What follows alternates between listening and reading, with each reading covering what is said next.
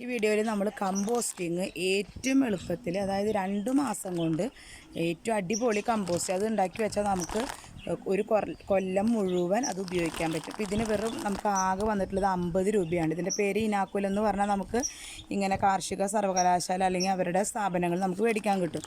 വെറും 50 രൂപയാണ്. ഇതിന് 50 രൂപയാണ് MRP വെച്ചാലും ഇതിന് 45 രൂപയോളാണ് അവിടെ നിന്ന് വാങ്ങിക്കുമ്പോൾ നമുക്ക് വന്നിട്ടുള്ളൂ.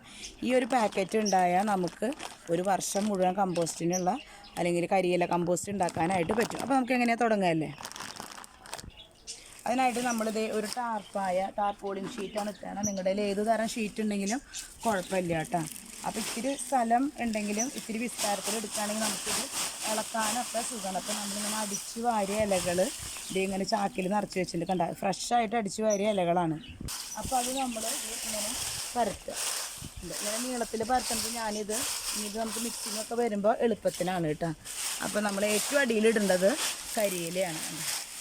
എന്തോരം കരിയില നിങ്ങളുടെ കയ്യിലുണ്ടോ അത്രയും കരിയിലിടുന്നത് നല്ലതാണ്. നമ്മൾ കരിയില കമ്പോസ്റ്റാണ് ഇത് മെയിനായിട്ട് ഉദ്ദേശിക്കുന്നത് കേട്ടോ. അപ്പോൾ ഇതിങ്ങനെ പരത്തി ഒരു ഷേപ്പിൽ എന്തെങ്കിലും ഒരു റെക്റ്റാങ്കിൾ അല്ലെങ്കിൽ സമചതുര പോലെ ഷേപ്പിൽ ആക്കുക. അപ്പോൾ ഈ കരിയില എന്ന് പറയുന്നത് ഇതിൽ കാർബൺ കണ്ടൻറ്റ് കൂടുതലാണ്.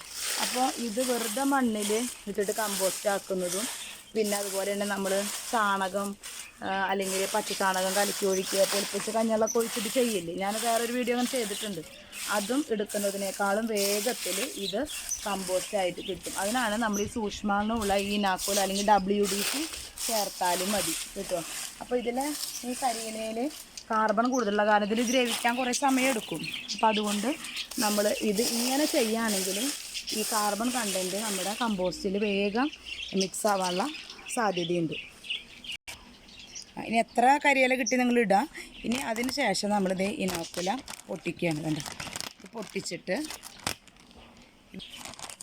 പൊട്ടിച്ചിട്ട് ഇത് ഇടണം. ഈ വീഡിയോ ഇത്തിരി ലെങ്ത് ഉണ്ടാവും, നിങ്ങൾ സ്കിപ്പ് ചെയ്യരുത്. കാരണം ഇത് മുഴുവൻ കണ്ടാലാണ് ഇതിന് നിങ്ങൾക്ക് ഉപകാരം ഉണ്ടാവുള്ളൂ. കണ്ടോ ഇതിൽ ജൈവ സൂക്ഷ്മാണുക്കളുണ്ട്. അപ്പോൾ ഇവർ പെട്ടെന്ന് ഇത് ദ്രവിക്കാനായിട്ട് ഹെൽപ്പാവും. അപ്പോൾ ഇതിങ്ങനെ എന്താ പറയുക എല്ലാ ഭാഗത്തും ആവണ രീതിയിൽ ഇതിങ്ങനെ വെതറി കൊടുക്കുക.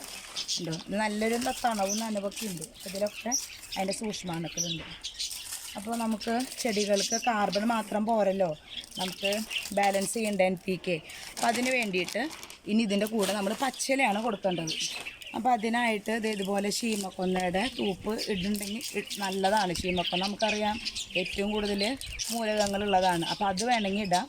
അല്ലെങ്കിൽ നമുക്ക് ഏതെങ്കിലും പുല്ലോ, ഈ വേനൽക്കാലത്തൊക്കെ അത് കിട്ടാൻ വലിയ പാടാണ് കേട്ടോ. എന്നാലും നമുക്ക് കിട്ടാനുള്ള സാധ്യത ഉണ്ടെങ്കിൽ അത് നമ്മുടെ പറമ്പിൽ പച്ചക്കറിയുടെ അടുത്തൊക്കെ ഉണ്ടെങ്കിലേ. ഇത് ഞാൻ മുൻപ് പുല്ല് വലിച്ചിട്ട് ഇവിടെ കൂട്ടിയിട്ടുണ്ടാവുന്ന ഈ ഒരു കമ്പോസ്റ്റ് ചെയ്യുമ്പോൾ അതിലേക്ക് എടുക്കാനായിട്ട്. കാരണം അന്ന് തന്നെ ചിലപ്പോൾ നമുക്ക് ചെയ്യാൻ പറ്റിയില്ലെങ്കിൽ. അപ്പോൾ ഇതാണ് പച്ചില, ഞാൻ അന്ന് ഇട്ടതാണ്. അപ്പോൾ ഇതിട്ടാലും നമുക്കതിൻ്റെ നൈട്രജൻ കണ്ടൻറ്റ് കിട്ടും. അപ്പോൾ കാർബണായി നൈട്രജനായി നമ്മുടെ പച്ചക്കറിയുടെ വേസ്റ്റൊക്കെ ഇതിലുണ്ട് കേട്ടോ. ഇത് നോക്കി ഒരു ബെഡ് പോലെ ഇപ്പോൾ ഇത് കിടക്കണം. കണ്ട അന്ന് കൂട്ടിയിട്ട കാരണം. അപ്പോൾ ഇതുപോലെ ഉണ്ടെങ്കിൽ നമുക്ക് ഈ പച്ചിലയൊക്കെ ഇടാം. അപ്പോൾ ഞാൻ ആ കൂട്ടിയിട്ടത് മുഴുവൻ ഇതിലിടട്ടെ. അപ്പോൾ നമ്മളിത് കൂട്ടിയിട്ടത് മുഴുവൻ പച്ചിലയും ബാക്കി ഇലകളൊക്കെ ഇത് വീണ്ടും കിട്ടിയിട്ടാണ്. ഇനി അതൊന്നും കൂടി പരത്തി നമ്മൾ പരത്തി ഇനി നമ്മൾ ഒരു ലെയറും കൂടി നമ്മുടെ ഇനാക്കുല ഇട്ട് കൊടുക്കുക കേട്ടോ. കണ്ടോ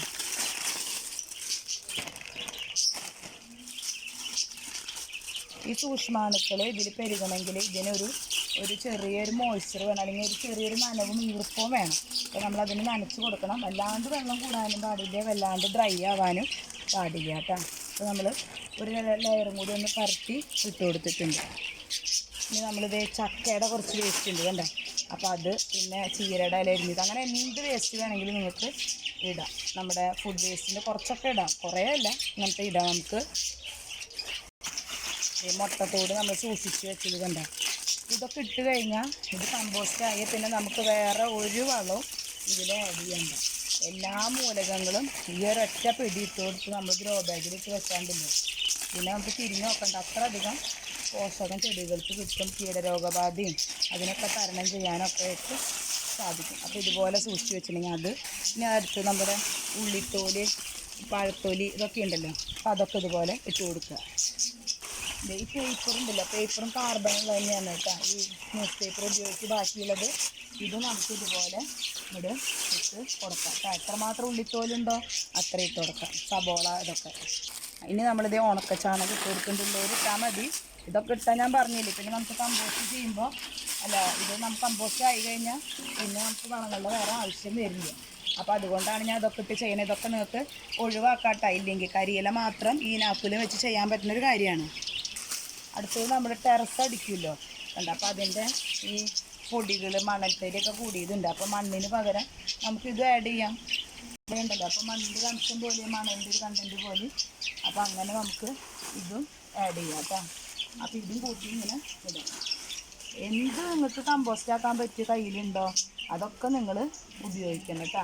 ഇപ്പോൾ ചെയ്ത് വെച്ചാൽ നിങ്ങൾക്ക് മഴക്കാലം കഴിയുന്ന അടുത്ത വേനൽ വരെ കമ്പോസ്റ്റ് വീട്ടിൽ സൂക്ഷിച്ച് വയ്ക്കാം. അടുത്തത് നമ്മൾ കോഴിക്കാട്ടാണ് കണ്ടോ.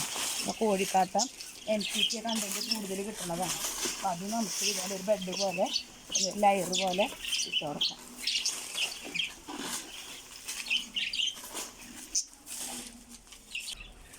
ഇനി നമ്മൾ വെള്ളമാണ് ഇതിന് ഒരു നനവ് കിട്ടാൻ വേണ്ടി ഒഴിക്കേണ്ടത്. അപ്പോൾ എൻ്റെ ഇത് പച്ച ചാണകത്തിൻ്റെ വെള്ളം കലക്കിയതുണ്ട്. ഇതിൻ്റെ ആവശ്യമില്ല കേട്ടോ. ശരിക്കും വെറുതെ നാക്കലിട്ടാൽ ഇതാവും. ഞാൻ എൻ്റെ കയ്യിലുള്ളത് ഒഴിച്ചു എന്ന് മാത്രം. നിങ്ങൾ ആരും വിഷമിക്കേണ്ട. പച്ചവെള്ളം ഒഴിച്ചാലും അടിപൊളി കമ്പോസ്റ്റ് ഉണ്ടാവും കേട്ടോ. ഇനി നമ്മൾ അടുത്തത് ഒരു ലെയറും കൂടി ഇതുപോലെ കരിയില ഇട്ട് കൊടുക്കുകയാണ് കേട്ടോ. അപ്പോൾ നിങ്ങൾക്ക് ഇത് ഇങ്ങനെ ചെയ്യാൻ ടാർപ്പായില്ലെങ്കിൽ വേറെ ഏതെങ്കിലും ഷീറ്റുകളോ അല്ലെങ്കിൽ എന്താ പറയുക ഇങ്ങനെ ടാങ്ക് പോലത്തെയോ 4 സൈഡിൽ കട്ട വെച്ചിട്ടൊക്കെ ചെയ്യാൻ പറ്റും കേട്ടോ. അപ്പോൾ ഈ വേനലിൽ നമുക്ക് മഴയുടെ ശല്യമില്ലല്ലോ. അപ്പോൾ പുറമെ എവിടെ വേണമെങ്കിലും ചെയ്യാം. ഒന്നുണ്ട് നല്ല വെയിലും നല്ല തണവും ആവരുത്. എന്താ ഇതൊക്കെ നമ്മൾ കുറേ നാൾ മുമ്പ് ഇങ്ങനെ ആക്കി വെച്ചതാണ്. അപ്പോൾ അതിങ്ങനെ ഈ ഒരു നമുക്ക് ഉദ്ദേശമുള്ളത് കൊണ്ട് നമുക്ക് അടിച്ച് വരുമ്പോൾ മുഴുവൻ ഇങ്ങനെ എടുത്ത് വെക്കാനായിട്ട് പറ്റില്ല. ഇത് പൊടിഞ്ഞ് നല്ല ഇതിലും തൂള് പൊടിയായിട്ടെങ്കിൽ നമ്മുടെ കമ്പോസ്റ്റ് വരിക കേട്ടോ.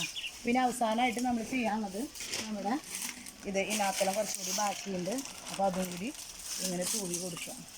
അപ്പോൾ നിങ്ങൾ ചാണകം വെളിച്ചെളിക്കണമെന്ന് ഒരു നിർബന്ധം, അത് ഓപ്ഷണലാണ് കേട്ടോ. ഇതുണ്ടായാൽ മാത്രം മതി. ഏതാ കിട്ടണേ ഇതാവുമ്പോൾ വേഗമാവും. ഇനാക്കലാവുമ്പോൾ ചാണകം തെളിച്ച് മാത്രമാവുമ്പോൾ സമയം എടുക്കും. അപ്പോൾ ഇങ്ങനെ ചെയ്യുക. എല്ലാവരും ഇതൊന്ന് വീട്ടിൽ ചെയ്യാം. അപ്പോൾ നമുക്ക് കമ്പോസ്റ്റ് വാങ്ങിക്കണത് അല്ലെങ്കിൽ ഫില്ല് ചെയ്യാൻ പോട്ടി മിക്സ് ഒന്നും മേടിക്കേണ്ട കാര്യമില്ല. അപ്പോൾ നമ്മളിത് ഫുള്ള് ഇട്ട് കഴിഞ്ഞു. അപ്പോൾ ഇത് ഫുള്ള് നമ്മുടെ ഇതിൽ കഴിഞ്ഞു. അപ്പോൾ ഇതിൻ്റെ ഉള്ളിൽ നനവ് ഇട്ടുണ്ട്. ഇനി നമ്മൾ ചെയ്യേണ്ട ഒരു കാര്യമുള്ളത് കറക്റ്റായിട്ട് മൂടി വെക്കണം. മാത്രമല്ല ആഴ്ചയിൽ 2 പ്രാവശ്യം എങ്കിലും നമ്മൾ ഇതൊന്ന് ഇളക്കണം. മിനിമം 1 പ്രാവശ്യം. ഇനിയില്ല പറ്റുകയാണെങ്കിൽ 2 പ്രാവശ്യം ഇളക്കുക. അതിനാണെങ്കിൽ അത്ര വലിയ ഷീറ്റ് ഇട്ട് അപ്പോൾ നമുക്ക് മറിച്ച് ഇളക്കാനൊക്കെ സുഖമല്ലേ.